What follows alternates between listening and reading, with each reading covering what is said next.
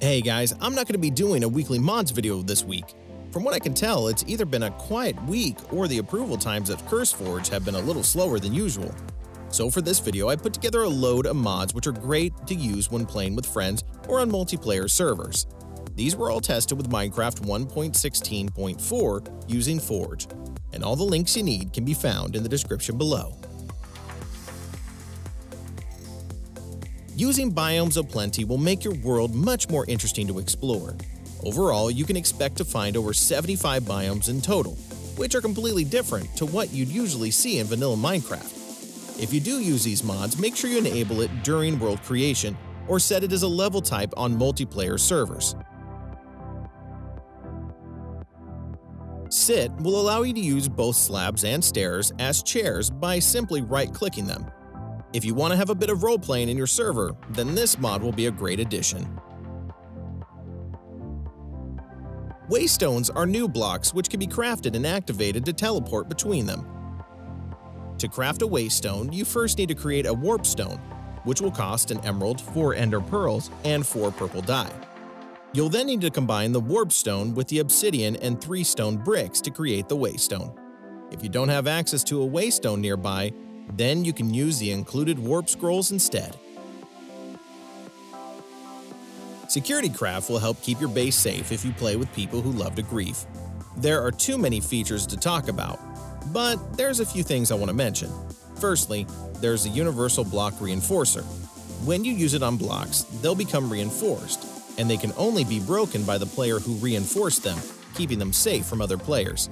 With some of the new technology blocks, you can log player names, scan inventories, and even use retinal scanners which can trigger nearby redstone. There are also some new explosive blocks which are designed to look like ores. Although one of my favorite features is the cameras, where you can place them down and view them remotely.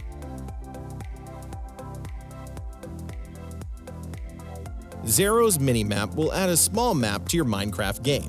It's incredibly useful as you can see any creatures around you, any items which are on the ground, and even set waypoints so you never lose your important locations.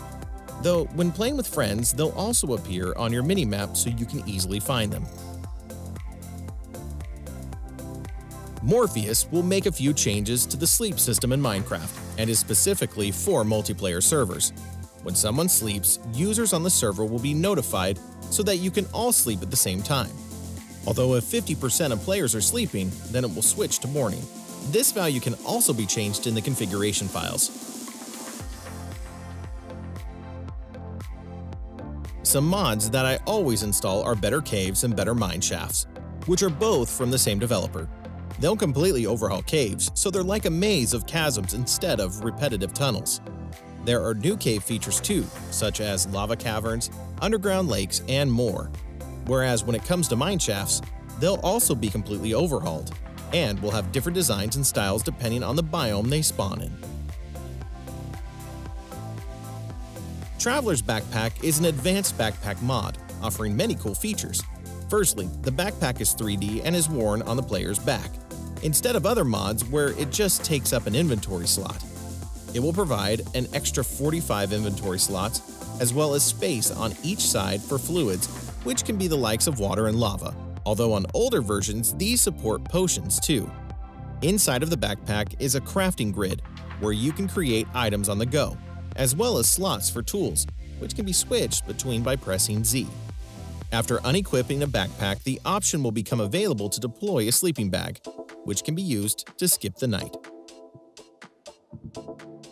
Animalium is designed to add a bit more of a challenge to your Minecraft world by adding a few new types of dangerous animals. Now you'll be able to find piranhas, wild dogs, brown bears, and rats, most of which will attack you on sight. There are 2 new items too. Wild dog pelt boots will increase your sprinting speed and allow you to jump 4 blocks high while also negating fall damage, whereas the bear claw paxel is a new tool which acts as a shovel, axe, and pickaxe combined. A small but fun mod is Camera, which will allow you to take pictures inside of your world. Whenever a key moment in your world happens, you can pull out your camera and take a photograph, whether it be you defeating the Ender Dragon or just casual pictures of friends. You can then display these photos in your world inside of image frames, or place them inside of a photo album. Cameras can be crafted with 7 iron ingots, 1 glass, 1 redstone, and a stone button. Quark is a huge mod for Minecraft, which aims to improve on the original game, adding over 125 new features. Again, there's more than I can talk about, but some of the key things are new blocks, which are mostly decorative. Some new animals are also introduced, such as crabs, foxhounds, and frogs, which all help bring life to your world. You can also place chests in boats, easily transfer items between inventories, and find new types of trees. This mod also works great with better caves, as you'll find cave roots which replenish health, crevices, and new types of dungeons. There are also some emotes which use player animations which could be useful to you. No matter what sort of playthrough you're doing, I always recommend Quark.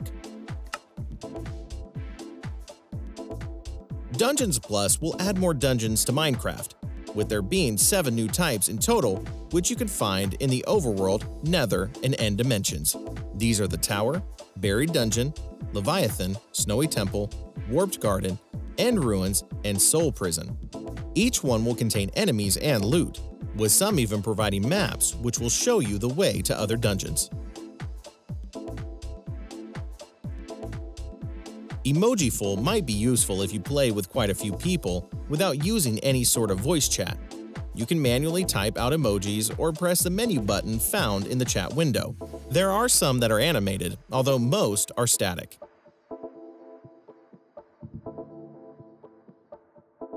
Immersive Portals is one of my favorite mods, and you probably already know about it.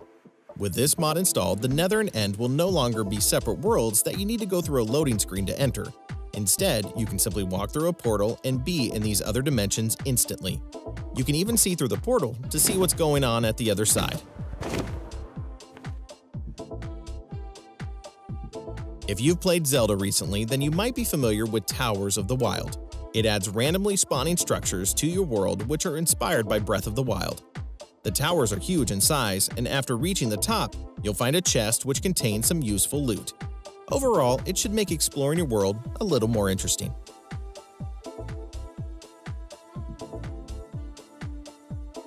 To go alongside Towers of the Wild, you should consider installing Paragliders, which are also inspired by Zelda. These can easily be crafted by combining 3 leather and 5 sticks inside of a crafting table. This mod also incorporates the stamina system from Breath of the Wild, where you'll fall from the sky if you run out of stamina.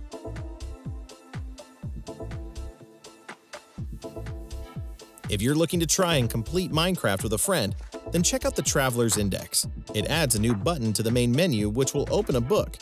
Inside, you can see every block and item that you've collected so far, and what you have left. It also has mod support, showing every item that's included with mods that you have installed.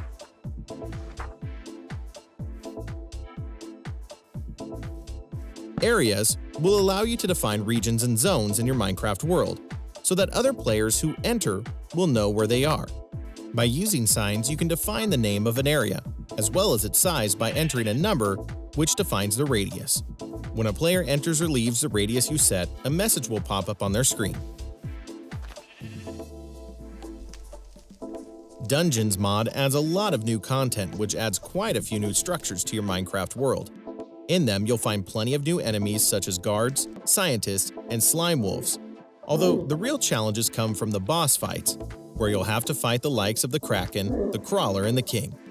These will drop loot, which will most likely consist of powerful enchanted weapons, which don't stray too far from the vanilla experience. That concludes this list. If you enjoyed this video, leave a like and subscribe to keep up to date on my future content. I also wanted to thank you guys for helping me reach 10K subs, which I didn't expect to reach so fast.